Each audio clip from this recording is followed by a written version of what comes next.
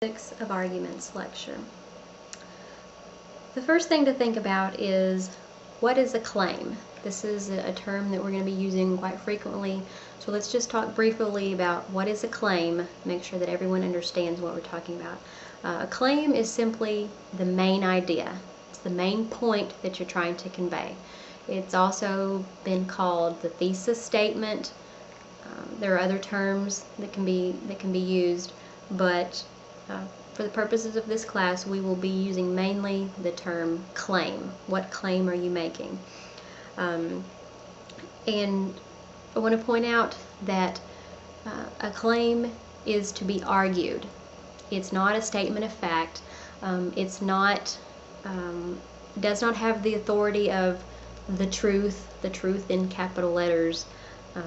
Instead, a claim, it's an assertion. It's an assertion that's meant to be considered.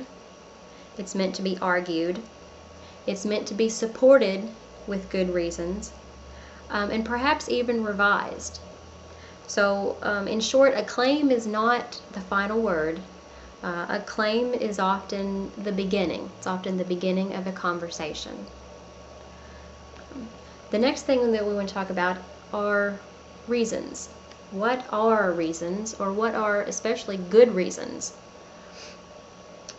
Good reasons basically are whatever your audience thinks are good reasons. Now, I know you're saying, well, how do I know what my audience will think are good reasons? And sometimes you will know. You will know what your audience's values are, what's important to your audience, what types of appeals are going to be more effective than others. Sometimes you may not know. But there are other things to consider when you're thinking along the lines of, what are my audience going to think are good reasons? You need to think about, what is the rhetorical situation in which you're writing?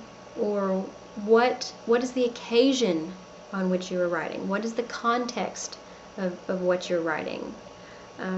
Also, what is your purpose in writing? So you need to think of all of these things in connection with one another when you're thinking about what are good reasons. Welcome to the